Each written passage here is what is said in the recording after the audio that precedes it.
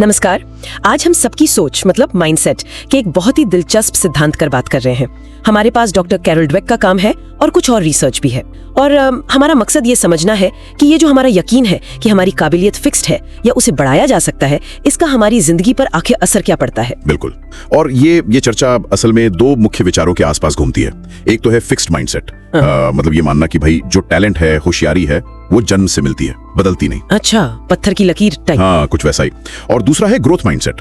ये वो यकीन है कि मेहनत से, सीखने से हम अपनी काबिलियतों को बढ़ा सकते हैं, डेवलप कर सकते हैं। और ये जो छोटा सा फर्क है ना सोच में, ये हमारे सोचने, महसूस करने, बर्ताव करने के तरीकों को बहुत गहराई से बदल देता है। तो जैसे आपने कहा, फिक्स्ड माइंडसेट वाले मानते हैं कि बुद्धि या टैलेंट बस उतना ही है जितना मिल गया। तो क्या वो हर सिचुएशन में खुद को साबित करने में लगे रहते हैं, जैसे देखो मैं स्मार्ट हूँ? हाँ, बिल्कुल। एक तरह से यही होता है, क्योंकि अगर काबिलियत फिक्स है तो हर मुश्किल काम, हर चुनौती एक इम्तिहान बन जाती है और उसमें फेल होने का डर बहुत होता है, क्योंकि फेलियर का मतलब हुआ कि मुझ में ही कमी है। ओह, तो वो अक्सर मुश्किल चीजों से बचते हैं और मेहनत करना भी उन्हें कई बार कमजोरी की निशानी लगता है। अच्छा, मेहनत करना कमजोरी कैसे? मतलब अगर कोशिश करनी पड़ रही है तो शायद आप उतने नेचुरली टैलेंटेड नहीं है, ये सोच बन जाती है। हाँ, समझ रही हूँ। तो फिर इसके उलट ग्रोथ माइंडसेट वाले वो चुनौतियों को कैसे लेते हैं? उनके लिए चुनौतियां बिल्कुल अलग मायने रखते हैं। वो उन्हें सीखने का, खुद को बेहतर बनाने का एक मौका मानते हैं। अच्छा। अगर वो फेल होते हैं तो सोचते हैं कि ठीक है, ये तरीका काम नहीं किया या मुझे और सीखना होगा, ना कि मैं ही नाकाबिल हूँ। कोशिश करना उनके लिए महारत हासिल करने का रास्ता है, जरूरी हिस्सा है। और दूसरों की सफलता उसे देखकर उससे सीखते हैं, प्रेरणा लेते हैं। वो सोचते हैं कि अरे वाह, इसने ये कैसे किया, मैं भी सीख सकता हूँ। डरते नहीं। ये तो सुनने में काफी पॉजिटिव है, लेकिन क्या ये मुमकिन है? मतलब अगर किसी का फिक्स्ड माइंडसेट है तो क्या वो बदल सकता है? डॉक्टर ड्वेक ने येट मतलब अभी तक नहीं इसके इस्तेमाल पर जोर दिया है। ये कैसे काम करता है? हाँ, ये एक बहुत ही पावरफुल लेकिन सिंपल तरीका है सोच बदलने का। इसको हम कॉग्निटिव रीस्ट्रक्चरिंग कह सकते हैं। जैसे मैं ये मैथ्स प्रॉब्लम सॉल्व नहीं कर सकता के बजाय अगर आप सोचें मैं ये मैथ्स प्रॉब्लम अभी तक सॉल्व नहीं कर पाया हूँ, तो ये अभी तक शब्द ही पूरी कहानी बदल देता है। ये उम्मीद जगाता है कि हाँ, सीखा जा सकता है, आगे बढ़ा जा सकता है। सही बात है। और इसके अलावा भी तरीके हैं, जैसे अपनी गलतियों को सीखने का मौका समझना, लोगों से फीडबैक मांगना और उस पर अमल करना, और ये मानना कि हमारा दिमाग भी बदल सकता है। जैसे कसरत से मसल्स बनती हैं, वैसे ही कोशिश और नए अनुभव से दिमाग के कनेक्शंस बदलते हैं, मजबूत होते हैं। न्यूरोप्लास्टिक का सिद्धांत यही तो कहता है। अच्छा, तो क्या ये ग्रोथ माइंडसेट और जो दूसरी बातें हम सुनते हैं जैसे ग्रेट या रेजिलियंस, क्या ये आपस में जुड़े हैं? हाँ, बिल्कुल जुड़े हैं, पर ये एक ही चीज नहीं है। ग्रोथ माइंडसेट एक तरह से बुनियाद है। अगर आपको यकीन है कि आप मेहनत से बेहतर बन सकते हैं, ये हुआ ग्रोथ माइंडसेट, तो आप मुश्किल लक्ष्यों पर लंबे समय तक टिके रहेंगे। ये ग्रेट है। अच्छा, वो जज्बा। हाँ, वो जज्बा, वो लगन, और इसी यकीन से आप मुश्किलों से, नाकामियों से जल्दी उभर पाएंगे। ये रेजिलियंस है। तो ग्रोथ माइंडसेट इन दोनों को, मतलब ग्रिट और रेजिलियंस को ताकत देता है, उन्हें पनपने में मदद करता है। इसके कुछ असल जिंदगी के उदाहरण है, जैसे बिजनेस में या स्पोर्ट्स में।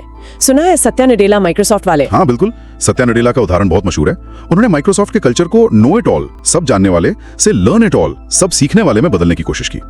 माइकल जॉर्डन का भी किस्सा है। वो कहते थे कि मैं अपनी असफलताओं की वजह से ही सफल हुआ हूँ। लेकिन यहाँ एक पेच भी है, ये ध्यान रखना जरूरी है। अच्छा, क्या? कि इस पर जो रिसर्च है वो थोड़ी मिलीजुली है। मतलब कुछ बड़ी स्टडीज जो बहुत सारी रिसर्च को मिलाकर देखती हैं, वो कहती हैं कि शायद स्कूल में बच्चों की परफॉर्मेंस पर इसका असर उतना बड़ा न हो जितना शुरू में लगा था।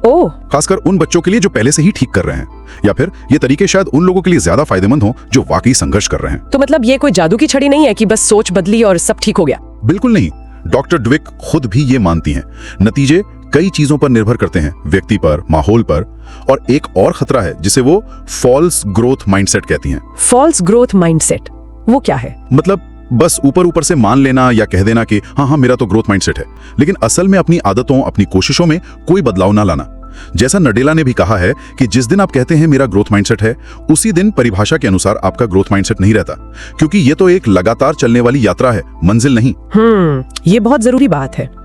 तो कुल मिलाकर बात ये है कि ये यकीन रखना कि हम बदल सकते हैं, हम सीख सकते हैं, ये अपने आप में एक बहुत ताकतवर सोच है। बिल्कुल।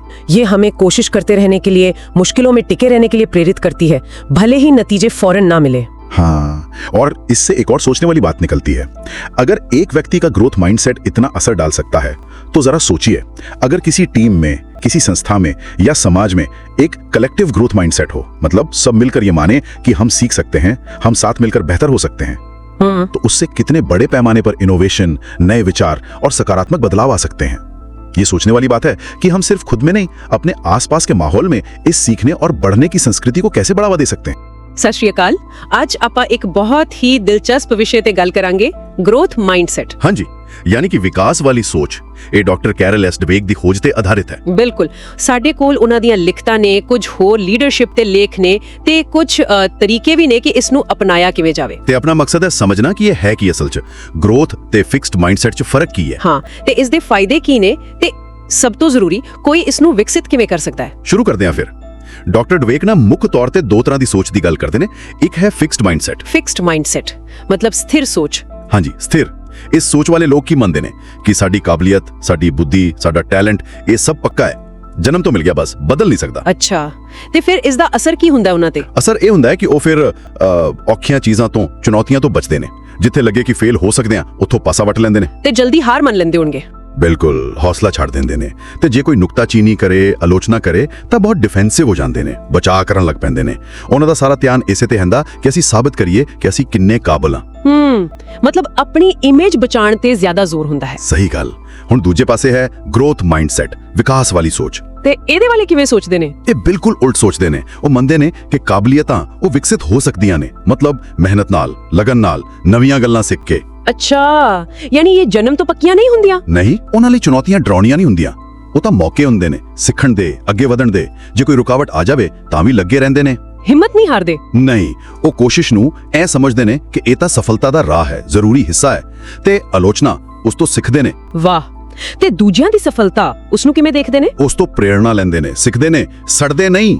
ਉਹਨਾਂ ਦਾ ਫੋਕਸ ਨਤੀਜੇ ਤੇ ਘੱਟ ਤੇ ਸਿੱਖਣ ਦੀ ਪ੍ਰਕਿਰਿਆ ਤੇ ਜ਼ਿਆਦਾ ਹੁੰਦਾ। ਇਹ ਫਰਕ ਤਾਂ ਫਿਰ ਬਹੁਤ ਹੀ ਵੱਡਾ ਹੋ ਗਿਆ ਤੇ ਯਕੀਨਨ ਇਸ ਗ੍ਰੋਥ ਮਾਈਂਡਸੈਟ ਦੇ ਫਾਇਦੇ ਵੀ ਬਹੁਤ ਹੋਣਗੇ। ਹਾਂਜੀ ਬਿਲਕੁਲ, ਫਾਇਦੇ ਬਹੁਤ ਨੇ। ਖੋਜ ਦੱਸਦੀ ਹੈ ਕਿ ਪੜ੍ਹਾਈ 'ਚ ਬਿਹਤਰ ਨਤੀਜੇ ਆਉਂਦੇ ਨੇ, ਖਾਸ ਕਰਕੇ ਜਦੋਂ ਹਾਲਾਤ ਔਖੇ ਹੋਣ। ਅੱਛਾ। ਮਾਨਸਿਕ ਸਿਹਤ ਲਈ ਵੀ ਚੰਗਾ ਹੈ, ਮਤਲਬ ਤਣਾਅ, ਚਿੰਤਾ, ਉਦਾਸੀ ਵਗੈਰਾ ਘੱਟ ਹੁੰਦੀ ਹੈ। ਤੇ ਕੰਮ ਵਾਲੀ ਥਾਂ ਤੇ ਉੱਥੇ ਕੀ ਅਸਰ ਹੁੰਦਾ? ਉੱਥੇ ਤਾਂ ਬਹੁਤ ਅਹਿਮੀਅਤ ਹੈ। ਲਚਕੀਲਾਪਨ ਵੱਧਦਾ ਹੈ, ਮੁਸ਼ਕਲਾਂ 'ਚੋਂ ਨਿਕਲਣ ਦੀ ਸਮਰੱਥਾ, ਕੰਮ 'ਚ ਦਿਲ ਲੱਗਦਾ ਹੈ, ਮੋਟੀਵੇਸ਼ਨ ਰਹਿੰਦੀ ਹੈ, ਨਵੇਂ ਆਈਡੀਆਜ਼ ਆਉਂਦੇ ਨੇ। ਟੀਮ ਵਰਕ ਵੀ ਬਿਹਤਰ ਹੁੰਦਾ ਹੋਵੇਗਾ। ਹਾਂਜੀ, ਬਿਹਤਰ ਸਹਿਯੋਗ ਹੁੰਦਾ ਹੈ। ਇੱਕ ਸਰਵੇਖਣ ਸੀ, ਉਹਦੇ 'ਚ ਤਾਂ 80% ਕੰਪਨੀਆਂ ਨੇ ਕਿਹਾ ਕਿ ਇਸ ਨਾਲ ਮੁਨਾਫਾ ਵੀ ਵੱਧਦਾ ਹੈ। 80%? ਇਹ ਤਾਂ ਕਮਾਲ ਹੈ। ਪਰ ਸਵਾਲ ਇਹ ਹੈ ਕਿ ਜੇ ਕਿਸੇ ਦੀ ਸੋਚ ਪਹਿਲਾਂ ਤੋਂ ਫਿਕਸਡ ਵਾਲੀ ਹੈ, ਕੀ ਉਹ ਇਸ ਨੂੰ ਬਦਲ ਸਕਦਾ ਹੈ? ਇਹ ਸੰਭਵ ਹੈ? ਬਿਲਕੁਲ ਸੰਭਵ ਹੈ, ਤੇ ਇਹੀ ਤਾਂ ਸਭ ਤੋਂ ਵਧੀਆ ਗੱਲ ਹੈ ਇਸ ਖੋਜ ਦੀ। ਉਮੀਦ ਜਗਾਉਂਦੀ ਹੈ ਇਹ। ਇਸ ਦੇ ਲਈ ਨਾ ਇੱਕ 4 ਕਦਮਾਂ ਦਾ ਸਮਝੋ ਬਲੂਪ੍ਰਿੰਟ ਜਿਹਾ। ਅੱਛਾ, ਕੀ ਹੈ ਪਹਿਲਾ ਕਦਮ? ਦੀਆਂ ਨੇ ਜਦੋਂ ਸਾਡੇ ਅੰਦਰ ਉਹ ਫਿਕਸਡ ਸੋਚ ਵਾਲੀ ਆਵਾਜ਼ ਜਾਗਦੀ ਹੈ। ਜਿਵੇਂ ਕੋਈ ਉਦਾਹਰਣ? ਜਿਵੇਂ ਕੋਈ ਬਹੁਤ ਔਖਾ ਕੰਮ ਸਾਹਮਣੇ ਆ ਗਿਆ, ਜਾਂ ਕਿਸੇ ਨੇ ਸਾਡੇ ਕੰਮ 'ਚ ਨੁਕਸ ਕੱਢ ਦਿੱਤਾ, ਜਾਂ ਅਸੀਂ ਕਿਸੇ ਹੋਰ ਨੂੰ ਆਪਣੇ ਤੋਂ ਵਧੀਆ ਕਰਦਾ ਦੇਖ ਲਿਆ। ਉਸ ਵੇਲੇ ਆਪਣੇ ਅੰਦਰ ਕੀ ਚੱਲਦਾ ਹੈ ਉਸ ਨੂੰ ਫੜਨਾ। ਉਸ ਅੰਦਰਲੀ ਆਵਾਜ਼ ਨੂੰ ਸੁਣਨਾ ਤੇ ਪਹਿਚਾਨਣਾ। ਠੀਕ। ਤੇ ਦੂਜਾ ਕਦਮ? ਮੈਂ ਹਾਲੇ ਦੀ ਤਾਕਤ ਬਾਰੇ ਸੁਣਿਆ ਸੀ, ਉਹ ਇੱਥੇ ਆਉਂਦਾ ਹੈ? ਬਿਲਕੁਲ ਸਹੀ ਪੁਆਇੰਟ ਫੜਿਆ। ਦੂਜਾ ਕਦਮ ਹੈ ਸੋਚ ਨੂੰ ਬਦਲਣਾ, ਜਾਣਬੁੱਝ ਕੇ। ਜਿੱਥੇ ਮਨ ਕਹੇ ਓਹੋ ਮੈਂ ਇਹ ਨਹੀਂ ਕਰ ਸਕਦਾ, ਉੱਥੇ ਆਪਣੇ ਆਪ ਨੂੰ ਕਹਿਣਾ ਮੈਂ ਇਹ ਹਾਲੇ ਨਹੀਂ ਕਰ ਸਕਦਾ। ਯਟ ਸ਼ਬਦ ਜੋੜਨਾ। ਹਾਲੇ ਨਹੀਂ ਕਰ ਸਕਦਾ। ਹਾਂ, ਇਹ ਛੋਟਾ ਜਿਹਾ ਸ਼ਬਦ ਨਾ ਸਾਰਾ ਮਤਲਬ ਬਦਲ ਦਿੰਦਾ। ਇਹ ਹਾਰ ਮੰਨਣ ਦੀ ਬਜਾਏ ਸਫ਼ਰ ਵੱਲ ਇਸ਼ਾਰਾ ਕਰਦਾ, ਧਿਆਨ ਨਿਰਣੇ ਤੋਂ ਹਟਾ ਕੇ ਸਿੱਖਣ ਤੇ ਲੈ ਆਉਂਦਾ। ਇਹ ਤਾਂ ਬਹੁਤ ਵਧੀਆ ਨੁਕਤਾ ਹੈ। ਬਸ ਇੱਕ ਸ਼ਬਦ ਨਾਲ ਨਜ਼ਰੀਆ ਬਦਲ ਗਿਆ। ਠੀਕ ਹੈ, ਤੇ ਤੀਜਾ ਕਦਮ ਕੀ ਹੈ ਫਿਰ? ਤੀਜਾ ਹੈ ਅਮਲ ਕਰਨਾ। ਸਿਰਫ ਸੋਚਣਾ ਕਾਫੀ ਨਹੀਂ, ਕਰਕੇ ਦੇਖਣਾ। ਉਹਨਾਂ ਚੁਣੌਤੀਆਂ ਨੂੰ ਅਪਣਾਉਣਾ ਜਿਹੜੀਆਂ ਥੋੜੀਆਂ ਔਖੀਆਂ ਲੱਗਦੀਆਂ ਨੇ ਪਰ ਸੰਭਵ ਹੋਣ। ਠੀਕ। ਕੋਸ਼ਿਸ਼ ਦੀ ਕਦਰ ਕਰਨੀ, ਸਿਰਫ ਨਤੀਜੇ ਦੀ ਨਹੀਂ। ਜੇ ਮਿਹਨਤ ਕੀਤੀ ਉਸ ਤੇ ਖੁਸ਼ ਹੋਣਾ। ਲੋਕਾਂ ਤੋਂ ਫੀਡਬੈਕ ਮੰਗਣਾ, ਸਲਾਹ ਲੈਣੀ ਤੇ ਉਸ ਨੂੰ ਵਰਤਣਾ। ਤੇ ਦੂਜਿਆਂ ਦੀ ਸਫਲਤਾ ਤੋਂ ਸਿੱਖਣਾ, ਜਿਵੇਂ ਪਹਿਲਾਂ ਗੱਲ ਹੋਈ ਸੀ। ਹਾਂਜੀ ਬਿਲਕੁਲ। ਤੇ ਚੌਥਾ ਤੇ ਆਖਰੀ ਕਦਮ ਹੈ ਇਸ ਨਵੀਂ ਸੋਚ ਨੂੰ ਮਜ਼ਬੂਤ ਕਰਨਾ, ਪੱਕਾ ਕਰਨਾ। ਇੱਥੇ ਉਹ ਨਿਊਰੋਪਲਾਸਟਿਸਿਟੀ ਵਾਲੀ ਗੱਲ ਆਉਂਦੀ ਹੈ ਨਾ? ਇਹ ਕੀ ਚੀਜ਼ ਹੈ ਸੌਖੇ ਸ਼ਬਦਾਂ 'ਚ? ਹਾਂ, ਨਿਊਰੋਪਲਾਸਟਿਸਿਟੀ ਦਾ ਮਤਲਬ ਬਸ ਇਹੀ ਹੈ ਕਿ ਸਾਡਾ ਦਿਮਾਗ ਉਹ ਬਦਲ ਸਕਦਾ ਹੈ। ਉਹ ਕੋਈ ਪੱਥਰ ਤੇ ਲਕੀਰ ਨਹੀਂ ਹੈ। ਅੱਛਾ। ਜਿਵੇਂ ਆਪਾਂ ਕਸਰਤ ਕਰਦੇ ਹਾਂ ਤਾਂ ਮਸਲ ਬਣਦੇ ਨੇ, ਮਜ਼ਬੂਤ ਹੁੰਦੇ ਨੇ। ਹਾਂਜੀ। ਉਸੇ ਤਰ੍ਹਾਂ ਜਦੋਂ ਅਸੀਂ ਨਵੀਆਂ ਚੀਜ਼ਾਂ ਸਿੱਖਦੇ ਹਾਂ, ਨਵੇਂ ਤਰੀਕੇ ਨਾਲ ਸੋਚਦੇ ਹਾਂ, ਚੁਣੌਤੀਆਂ ਦਾ ਸਾਹਮਣਾ ਕਰਦੇ ਹਾਂ, ਤਾਂ ਸਾਡੇ ਦਿਮਾਗ 'ਚ ਨਵੇਂ ਕਨੈਕਸ਼ਨ ਬਣਦੇ ਨੇ, ਪੁਰਾਣੇ ਮਜ਼ਬੂਤ ਹੁੰਦੇ ਨੇ। ਮਤਲਬ ਸਾਡਾ ਦਿਮਾਗ ਸਰੀਰਕ ਤੌਰ ਤੇ ਬਦਲਦਾ ਹੈ। ਹਾਂਜੀ, ਇਸ ਲਈ ਇਹ ਵਿਸ਼ਵਾਸ ਰੱਖਣਾ ਬਹੁਤ ਜ਼ਰੂਰੀ ਹੈ ਕਿ ਹਾਂ, ਬਦਲਾਅ ਸੰਭਵ ਹੈ। ਤੇ ਆਪਣੇ ਆਲੇ ਦੁਆਲੇ ਵੀ ਇਹੋ ਜਿਹਾ ਮਾਹੌਲ ਬਣਾਉਣ ਦੀ ਕੋਸ਼ਿਸ਼ ਕਰਨੀ ਜੋ ਇਸ ਗ੍ਰੋਥ ਵਾਲੀ ਸੋਚ ਨੂੰ ਸਪੋਰਟ ਕਰੇ। ਇਹ ਸਮਝਣਾ ਕਿ ਦਿਮਾਗ ਵੀ ਬਦਲ ਸਕਦਾ ਹੈ, ਇਹ ਤਾਂ ਆਪਣੇ ਆਪ 'ਚ ਬਹੁਤ ਵੱਡੀ ਪ੍ਰੇਰਣਾ ਹੈ। ਪਰ ਕਈ ਵਾਰ ਗਲਤੀ ਵੀ ਹੋ ਜਾਂਦੀ ਹੈ ਇਸ ਨੂੰ ਸਮਝਣ 'ਚ। ਮੈਂ ਗਲਤ ਗ੍ਰੋਥ ਮਾਈਂਡਸੈਟ ਬਾਰੇ ਸੁਣਿਆ ਸੀ, ਇਹ ਕੀ ਹੈ? ਬਹੁਤ ਵਧੀਆ ਸਵਾਲ ਹੈ। ਡਾਕਟਰ ਡਵੇਕ ਖੁਦ ਇਸ ਬਾਰੇ ਚੇਤਾਵਨੀ ਦਿੰਦੇ ਨੇ। ਕਈ ਵਾਰ ਲੋਕ ਨਾ ਇਸ ਨੂੰ ਸਿਰਫ ਇੱਕ ਇਹ ਸਮਝ ਲੈਂਦੇ ਨੇ ਕਿ ਬਸ ਕਹਿ ਦਿੱਤਾ ਮੇਰਾ ਗ੍ਰੋਥ ਮਾਈਂਡਸੈਟ ਹੈ ਤੇ ਗੱਲ ਖਤਮ। ਹਾਂ, ਜਿਵੇਂ ਕੋਈ ਬੈਜ ਲਗਾ ਲਿਆ ਹੋਵੇ। ਬਿਲਕੁਲ। ਮਾਈਕਰੋਸਾਫਟ ਦੇ CEO ਸਤਿਆ ਨਡੇਲਾ, ਉਹਨਾਂ ਦਾ ਇੱਕ ਬੜਾ ਮਸ਼ਹੂਰ ਕੋਟ ਹੈ ਇਸ ਬਾਰੇ। ਉਹ ਕਹਿੰਦੇ ਨੇ, ਜਿਸ ਦਿਨ ਤੁਸੀਂ ਕਹਿੰਦੇ ਹੋ ਮੇਰਾ ਗ੍ਰੋਥ ਮਾਈਂਡਸੈਟ ਹੈ, ਇਸ ਦਾ ਮਤਲਬ ਹੈ ਕਿ ਤੁਹਾਡਾ ਨਹੀਂ ਹੈ। ਅਜਿਹਾ ਕਿਉਂ? ਕਿਉਂਕਿ ਇਹ ਕੋਈ ਮੰਜ਼ਿਲ ਨਹੀਂ ਹੈ ਜਿੱਥੇ ਤੁਸੀਂ ਪਹੁੰਚ ਗਏ ਤੇ ਕੰਮ ਖਤਮ। ਇਹ ਤਾਂ ਇੱਕ ਲਗਾਤਾਰ ਚੱਲਣ ਵਾਲੀ ਪ੍ਰੈਕਟਿਸ ਹੈ, ਇੱਕ ਸਫ਼ਰ ਹੈ, ਹਰ ਰੋਜ਼ ਦੀ ਕੋਸ਼ਿਸ਼ ਹੈ। ਅੱਛਾ, ਮਤਲਬ ਇਹ ਕਦੇ ਖਤਮ ਨਾ ਹੋਣ ਵਾਲਾ ਕੰਮ ਹੈ। ਹਾਂਜੀ, ਤੇ ਦੂਜੀ ਗੱਲ, ਆਲਾ ਦੁਆਲਾ ਬਹੁਤ ਮਾਇਨੇ ਰੱਖਦਾ ਹੈ। ਤੁਹਾਡਾ ਸਕੂਲ, ਤੁਹਾਡਾ ਕੰਮ ਕਰਨ ਦੀ ਥਾਂ, ਤੁਹਾਡਾ ਪਰਿਵਾਰ, ਉੱਥੇ ਦਾ ਮਾਹੌਲ ਇਸ ਸੋਚ ਨੂੰ ਵਧਣ ਫੁੱਲਣ 'ਚ ਮਦਦ ਕਰਦਾ ਹੈ ਜਾਂ ਰੋਕਦਾ ਹੈ? ਸਹੀ ਗੱਲ ਹੈ। ਸਿਰਫ ਇਕੱਲੇ ਬੰਦੇ ਦੇ ਕਹਿਣ ਨਾਲ ਨਹੀਂ ਹੁੰਦਾ। ਕੀ ਸਾਡੇ ਕੋਲ ਅਸਲ ਜ਼ਿੰਦਗੀ ਦੀਆਂ ਕੁਝ ਉਦਾਹਰਨਾਂ ਹਨ ਜਿੱਥੇ ਲੋਕਾਂ ਨੇ ਇਸ ਸੋਚ ਨਾਲ ਵੱਡੀਆਂ ਕਾਮਯਾਬੀਆਂ ਹਾਸਲ ਕੀਤੀਆਂ ਹੋਣ? ਬਹੁਤ ਨੇ। ਮਾਈਕਲ ਜਾਰਡਨ, ਬਾਸਕਟਬਾਲ ਦੇ ਮਹਾਨ ਖਿਡਾਰੀ, ਉਹਨਾਂ ਦਾ ਕਹਿਣਾ ਸੀ, ਮੈਂ ਆਪਣੀ ਜ਼ਿੰਦਗੀ ਵਿੱਚ ਬਾਰ-ਬਾਰ ਹਾਰਿਆ ਤੇ ਇਸੇ ਕਰਕੇ ਮੈਂ ਸਫਲ ਹੁੰਨਾ। ਵਾਹ, ਇਹ ਤਾਂ ਸਿੱਧਾ ਗ੍ਰੋਥ ਮਾਈਂਡਸੈਟ ਹੈ। ਬਿਲਕੁਲ, ਹਾਰ ਨੂੰ ਅੰਤ ਨਹੀਂ, ਸਗੋਂ ਸਿੱਖਣ ਦਾ ਹਿੱਸਾ ਸਮਝਣਾ। ਜਾਂ ਜਿਵੇਂ 에ਅਰਬੀਐਨਬੀ ਦੇ ਫਾਊਂਡਰ ਬ੍ਰਾਇਨ ਚੈਸਕੀ, ਸ਼ੁਰੂ 'ਚ ਉਹਨਾਂ ਨੂੰ ਬਹੁਤ ਮੁਸ਼ਕਲਾਂ ਆਈਆਂ, ਨਾਕਾਮੀ ਮਿਲੀ, ਪਰ ਉਹਨਾਂ ਨੇ ਹਾਰ ਨਹੀਂ ਮੰਨੀ। ਉਹਨਾਂ ਨੇ ਕੀ ਕੀਤਾ? ਉਹਨਾਂ ਨੇ ਹਰ ਨਾਕਾਮੀ ਨੂੰ ਇੱਕ ਤਜਰਬਾ ਸਮਝਿਆ, ਸਿੱਖਣ ਦਾ ਮੌਕਾ। ਉਹ ਲਗਾਤਾਰ ਗਾਹਕਾਂ ਤੋਂ ਫੀਡਬੈਕ ਲੈਂਦੇ ਰਹੇ, ਆਪਣੀ ਸਰਵਿਸ ਨੂੰ ਬਿਹਤਰ ਬਣਾਉਂਦੇ ਰਹੇ। ਤੇ ਅੱਜ ਦੇਖੋ 에ਅਰਬੀਐਨਬੀ ਕਿੱਥੇ ਹੈ। ਤਾਂ ਸਾਰੀ ਗੱਲ ਦਾ ਨਿਚੋੜ ਕੀ ਨਿਕਲਿਆ ਫਿਰ? ਮੁੱਖ ਗੱਲ ਕੀ ਹੈ? ਮੇਰੇ ਖਿਆਲ 'ਚ ਮੁੱਖ ਗੱਲ ਇਹ ਵਿਸ਼ਵਾਸ ਹੈ। ਇਹ ਯਕੀਨ ਕਿ ਸਾਡੀਆਂ ਕਾਬਲੀਅਤਾਂ, ਸਾਡੀਆਂ ਯੋਗਤਾਵਾਂ ਉਹ ਪੱਥਰ ਤੇ ਲਕੀਰ ਨਹੀਂ ਹਨ, ਉਹਨਾਂ ਨੂੰ ਵਿਕਸਿਤ ਕੀਤਾ ਜਾ ਸਕਦਾ ਹੈ, ਨਿਖਾਰਿਆ ਜਾ ਸਕਦਾ ਹੈ। ਤੇ ਇਹੀ ਵਿਸ਼ਵਾਸ ਸਾਨੂੰ ਮੁਸ਼ਕਿਲਾਂ 'ਚ ਟਿਕੇ ਰਹਿਣ ਦਾ ਹੌਸਲਾ ਦਿੰਦਾ ਹੈ। ਹਾਂਜੀ, ਇਹੀ ਲਚਕੀਲਾਪਣ, ਇਹੀ ਪ੍ਰੇਰਣਾ ਤੇ ਇਹੀ ਜੀਵਨ ਪਰ ਸਿੱਖਦੇ ਰਹਿਣ ਦੀ ਚਾਹਤ ਪੈਦਾ ਕਰਦਾ ਹੈ। ਠੀਕ ਹੈ। ਤੇ ਇੱਕ ਆਖਰੀ ਗੱਲ ਜੋ ਮੈਂ ਜੋੜਨਾ ਚਾਹਾਂਗਾ, ਅੱਜ ਦੀ ਦੁਨੀਆ ਬਹੁਤ ਤੇਜ਼ੀ ਨਾਲ ਬਦਲ ਰਹੀ ਹੈ। ਹਾਂ, ਇਹ ਤਾਂ ਹੈ। ਇਸ ਲਈ ਗ੍ਰੋਥ ਮਾਈਂਡਸੈਟ ਸਿਰਫ ਨਵਾਂ ਸਿੱਖਣ ਬਾਰੇ ਨਹੀਂ ਹੈ, ਇਹ ਸਾਨੂੰ ਪੁਰਾਣੀਆਂ, ਜਿਹੜੀਆਂ ਹੁਣ ਕੰਮ ਦੀਆਂ ਨਹੀਂ ਰਹੀਆਂ, ਉਹਨਾਂ ਆਦਤਾਂ ਜਾਂ ਜਾਣਕਾਰੀ ਨੂੰ ਭੁੱਲਣ ਦੀ ਹਿੰਮਤ ਵੀ ਦਿੰਦਾ ਹੈ। ਭੁੱਲਣ ਦੀ ਹਿੰਮਤ? ਹਾਂ, ਤੇ ਫਿਰ ਨਵੇਂ ਸਿਰਿਓਂ ਸਹੀ ਚੀਜ਼ਾਂ ਨੂੰ ਮੁੜ ਸਿੱਖਣ ਦੀ ਤਾਕਤ ਵੀ ਦਿੰਦਾ ਹੈ। ਲਰਨ, ਅਨਲਰਨ, ਰੀਲਰਨ, ਇਹ ਚੱਕਰ ਚੱਲਦਾ ਰਹਿੰਦਾ ਹੈ। ਇਹ ਯਾਤਰਾ ਕਦੇ ਖਤਮ ਨਹੀਂ ਹੁੰਦੀ। ਵਾਹ, ਸਿੱਖਣਾ, ਭੁੱਲਣਾ ਤੇ ਫਿਰ ਮੁੜ ਸਿੱਖਣਾ। ਬਿਲਕੁਲ। ਇਹ ਸੱਚਮੁੱਚ ਬਹੁਤ ਡੂੰਗੀ ਗੱਲ ਹੈ ਤੇ ਅੱਜ ਦੇ ਜ਼ਮਾਨੇ 'ਚ ਬਹੁਤ ਜ਼ਰੂਰੀ ਵੀ। ਇਹ ਸਾਰੀ ਜਾਣਕਾਰੀ ਤੇ ਵਿਚਾਰ ਵਟਾਂਦਰੇ ਲਈ ਬਹੁਤ-ਬਹੁਤ ਸ਼ੁਕਰੀਆ। Inside your mind is a secret switch. Flip it one way and you are set for struggle. Flip it the other and you unlock your potential. Most people don't even know it's there. It's the difference between saying, I can't and I can. Are you ready to unlock it? Picture this. Two friends, Ria and Priya, face the exact same challenge. A tough exam. Ria's heart sinks. She stares at the paper and a voice in her head whispers, you're just not smart enough. The book closes. Her story for that day ends in defeat. But Priya, she sees the challenge and thinks, this is hard, but I can learn. I will figure this out. She tries, she fails. She tries again, and she succeeds. What's the difference? Not luck, not talent. It's their mindset. Ria is trapped in a fixed mindset. She believes her abilities are set in stone. Challenges are threats. Failure is the end. Priya has a growth mindset. She knows that her brain is like a muscle. The more she uses it, the stronger it gets. For her, challenges are exciting puzzles and failure is just a stepping stone to success. This is the secret of champions. Think of Virat Kohli practicing one shot thousands of times to master it. Or Kalpana Chawla turning an impossible dream into a journey to the stars. They weren't born great, they grew great. So, how do you build this growth mindset? With one magic word: yet. Next time you think, I can't do this, just add that little word at the end. I can't do this, yet. I'm not good at this, yet. That one word changes everything. It turns a wall into a door. It gives you back the power. Challenges are not stop signs. They are invitations to grow stronger, smarter, and better. They are opportunities in disguise. So, are you ready to flip the switch? To stop being a character in your story and start being the author? If you're ready to unlock your blueprint for success, hit that like button, share this with someone who needs it, and subscribe for more secrets to unleash your potential. Your potential isn't fixed story. It's a blank page. So pick up the pen. What will you write next? आपकी हार और जीत का फैसला आपकी किस्मत नहीं, बल्कि आपके अंदर छिपा एक सीक्रेट कोड करता है। एक ऐसा कोड जो या तो आपको सफलता की ऊंचाई पर ले जाता है या फिर गुमनामी के अंधेरे में धकेल देता है। क्या आप उस कोड को जानना चाहते हैं? तो अपनी कुर्सी की पेटी बांध लीजिए, क्योंकि आज हम उस रहस्य से पर्दा उठाने वाले हैं। कभी सोचा है कि दो लोग एक जैसी मुश्किलों का सामना करते हुए बिल्कुल अलग अलग नतीजों तक कैसे पहुंचते हैं? एक हार मानकर बिखर जाता है और दूसरा उसी हार को सीढ़ी बनाकर आसमान छू लेता है।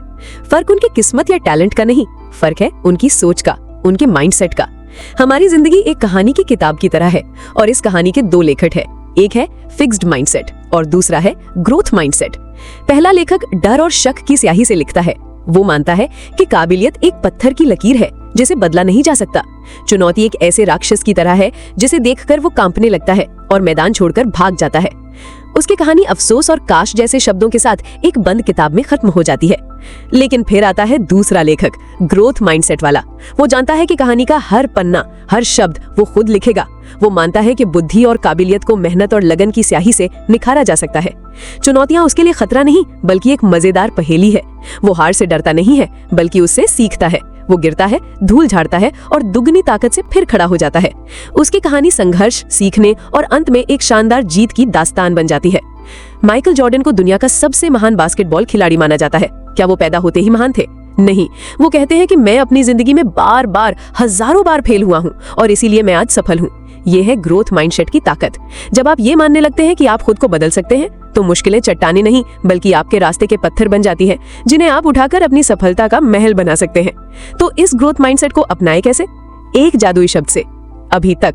अगली बार जब आपके मन में आवाज आए कि ये मुझसे नहीं होगा, तो बस उसमें एक शब्द जोड़ दीजिए, ये मुझसे अभी तक नहीं हुआ है। ये एक छोटा सा शब्द आपके दिमाग के बंद दरवाजों को खोल देता है और बताता है कि रास्ता अभी बाकी है। तो आज से चुनौतियों को खतरे की घंटी समझना बंद कीजिए। उन्हें एक दावत की तरह देखिए, जो आपको आगे बढ़ने और सीखने के लिए बुला रही है। तो अगली बार जब कोई चुनौती आपके दरवाजे पर दस्तक दे, तो डर कर दरवाजा बंद मत करना, मुस्कुराकर उसका स्वागत करना, क्योंकि वो आपके लिए एक मौका लेकर आई है खुद को और बेहतर बनाने का। अगर आप भी अपनी कहानी के हीरो बनना चाहते हैं, तो इस वीडियो को लाइक करें, शेयर करें और हमारे चैनल को सब्सक्राइब करना ना भूलें। तो अगली बार जब हम मिलेंगे, तो एक नई कहानी के साथ मिलेंगे, आपकी कामयाबी की कहानी। तब तक अपनी सीमाओं को तोड़ते रहिए, क्योंकि वो सीक्रेट कोड अनलॉक होने का इंतजार कर रहा है। नमस्ते।